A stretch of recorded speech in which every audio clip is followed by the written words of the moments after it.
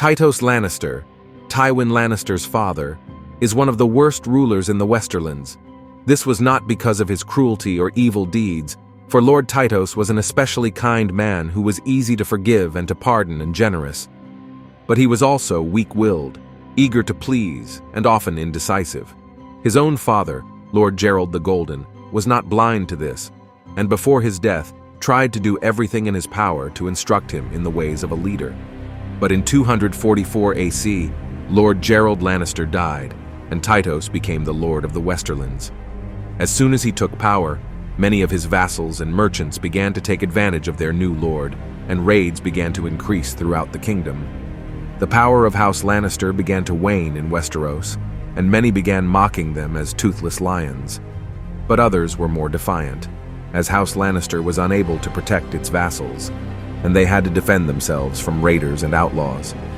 Two vassal houses, House Reyen and House Tarback, grew in power because of Tytos's poor leadership. Lady Tarback borrowed heavy gold from the Lannisters to restore the crumbling castle of Tarback Hall, strengthening the curtain walls, rebuilding its keep, and furnishing it. Soon, House Tarback possessed a castle to rival any in the West. Countless lords soon began to borrow gold from Lord Tytos without returning it. They also began to mock Lord Tytos to his face in public, but Tytos would be the first to laugh and often the loudest to do so. But Tytos stopped laughing when his wife, Jane, died, and he began to hide altogether from leadership with his newfound mistress. Conditions in the Westerlands became worse in the following years. Bandits and outlaws prowled the roads, while bannermen ignored Tytos's orders and saw to their own affairs. Thrice in his reign, King Aegon V Targaryen sent the forces of the Iron Throne to intervene and restore order to the west, but conflict resumed after the king's knights departed. When King Aegon died in 259 AC, and when his son, Jaehaerys, took over, a war known as the War of the Nine Penny Kings began to threaten Westeros. But Lord Tytos Lannister refused to take part. Instead, he sent 11,000 men under the leadership of his younger brother, Jason Lannister, along with his sons, Tywin and Kevan Lannister. After the war, the battle-hardened Tywin and Kevan returned to Casterly Rock, and their return marked a change in the Westerlands. Despite feeble protest from their father, Tywin Lannister began to set out to restore his house's pride and power. Tywin began by demanding the repayment of the gold his father lent out. Those who could not repay immediately had to send a hostage to Casterly Rock until their debt was settled. He charged his brother, Sir Kevan, with command of 500 veteran knights to rid the Westerlands of robber knights and bandit outlaws. Some lords hastened to obey and pay back the gold they had borrowed, but elsewhere, collectors were met with sullen resistance and open defiance. Lord Reyen reportedly laughed when he read Tywin's edicts and counseled his friends and vassals to do nothing. But Lord Tarback rode to Casterly Rock, confident that he could change Tytos's mind, but it was not Tytos he was met with. Sir Tywin Lannister had Lord Tarback thrown in the dungeons. In return, his wife, Reyen-Tarback, seized 3 Lannisters and threatened them harm unless her husband was returned. This awakened Lord Tytos, who was hiding away in the comfort of his mistress. Tytos demanded that Tywin set Lord Tarback free, and not only did he set him free, but apologized to him and forgave all the debts he owed to House Lannister. In 261 AC, less than a year after the exchange of captives, Tywin sent ravens to Tarback Hall and Castamere, demanding answers for their crimes at Casterly Rock. As he had expected, House Reyen and Tarback rose in rebellion, renouncing their fealty to Casterly Rock. This was the excuse Tywin needed. Without asking permission from his father, Tywin rode out with thousands of his men with such speed that Lord Tarback had no time to call for his banners, and he was forced to meet Tywin on the battle with only his household knights. Tywin slaughtered them all, beheading Lord Tarback and impaling the heads of his children on his spear as he rode to the Tarback Hall.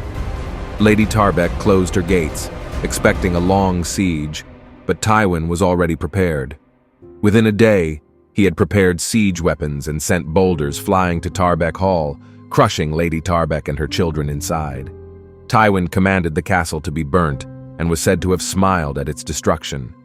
As Tarback Hall burnt, House Reyen, led by Roger Reyen, arrived in a surprise attack against the Lannisters.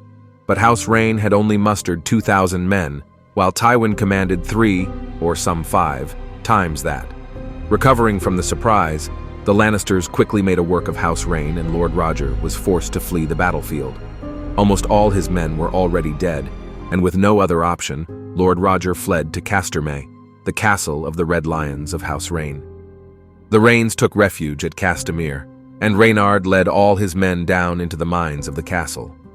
Sir Tywin Lannister arrived at Castamere 3 days after the burning of Tarback Hall, and according to a semi-canon source, his host had doubled in size with the arrival of his allies. Lord Reyn believed he held the advantage, as Tywin could not possibly fight his way inside the mines. When his people were all inside, Reynard sent terms for surrender to Tywin, stating that the Reyns would be loyal vassals in return for Tywin's brothers serving within Castamere as hostages.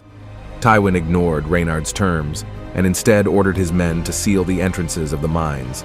When all entrances were blocked with tons of stone, earth, and soil, leaving no way in or out, Tywin had his men dam a nearby stream and divert it to the nearest mine entrance.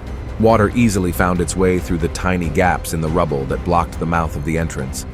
Lannister men stationed at the most distant entrances claimed they could hear faint screaming and shouting, but by daybreak, there was nothing but silence. None of the 300 men, women, and children within ever emerged from the mines again. As commanded by Tywin, the castle on the surface was set ablaze. This event would immortalized in the song, The Rains of Castamere.